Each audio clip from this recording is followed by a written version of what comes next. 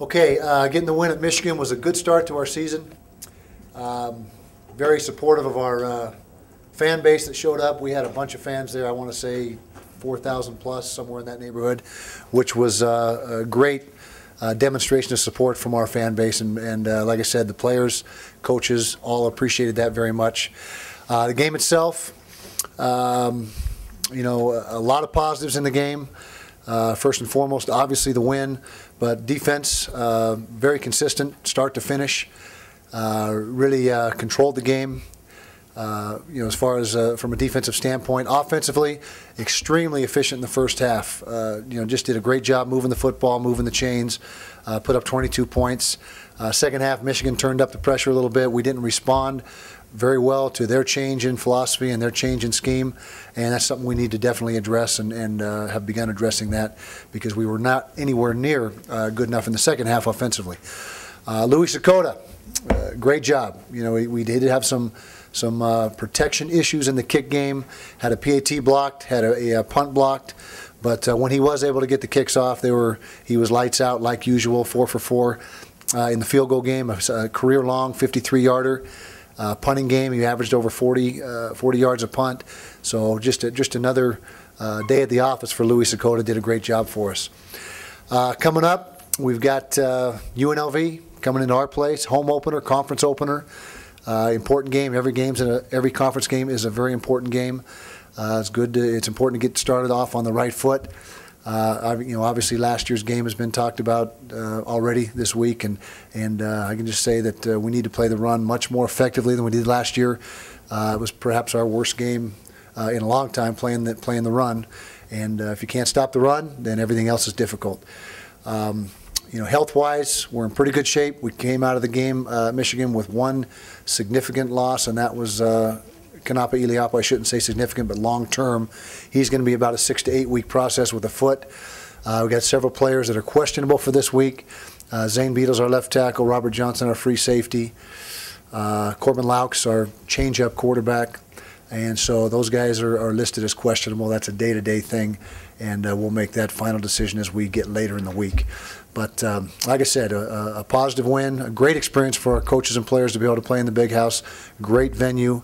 You can't really put it into words what it's like coming out of that tunnel and having 108,000 people right on top of you. It was electric. It was an electric atmosphere, and something our players and coaches will never forget. So that was a very good experience for us.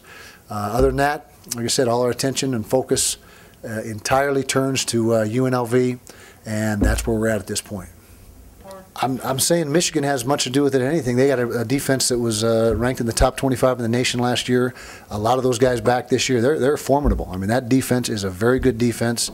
And, you know, we were on pace to get outlandish numbers, 600 and something yards of total offense and 44 points. You know, if you just double what we did in the first half. So the pace that we set in the first half was a blistering pace. And, you know, it was a combination in the second half of them making some nice adjustments defensively, turning up their level of play, and our level of play and level of execution dropping off.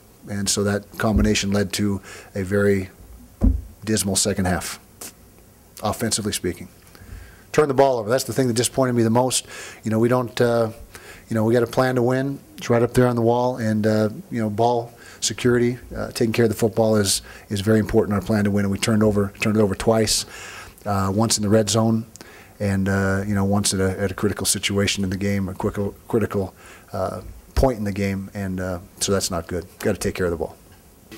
No, we just got to play good football. We got to be concerned with the Utes and what we do well, and making the corrections that we got to make coming out of the Michigan game and all that stuff last year. You know, every year is a new set of circumstances, its own entity, and so we don't, you know, get into any of that type of stuff. You know, digging up stuff from last year, which we leave that to other people to do.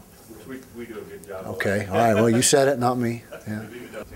Last year, UNLV game was definitely the low point of my coaching career. That was a very bleak weekend, to say the least. Yeah, as far as advantage, one way or the other, yeah, I think that's pretty much a wash. You know, he's very well versed in what we do defensively. We're very well versed in what they do offensively, and so I would say that's a situation where there is no advantage either way. I'm sure it does, and we've, Jay Hill does a great job in Nevada for us, first of all, in recruiting. And we've got the last couple Gatorade Players of the Year, Eddie White and of course Devontae and Stevenson's on the roster. So it's been a good area for us, a fertile area, and certainly, winning that game head-to-head helps us out. I mean, it certainly is a positive for us.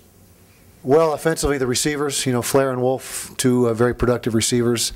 And Frank, he is the vast majority of the run game. He had just about 100 yards against Utah State last weekend. And so, those two receivers, Wolf and Flair, and then the back. Defensively, a lot of different looks. Not a lot of different looks, but a lot of different faces. Bo Bell is gone. They're tremendous linebacker. They lost the safety. I can't recall his name, but he was a very good player. Defensive end Gathers is gone. He came out early for the draft. So a lot of new faces on defense, but the same cast of characters that we saw last year. The quarterbacks changed, of course, but the guy that really did the damage last year was Frank, and he did a nice job. He's back.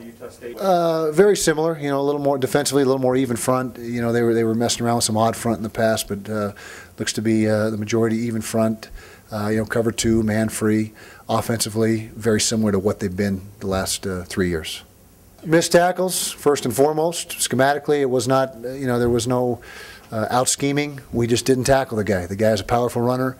He got in the secondary, and I think, if my memory serves me, we missed 20-plus tackles last year, and that's a football team that missed an average of 4.4 a game defense. And so that tells it all right there. We just did not tackle well. And again, he credit to Frank Summers. He was a very physical runner, and we were there to make the tackles. We just dripped off and didn't wrap up, and he did a nice job. So.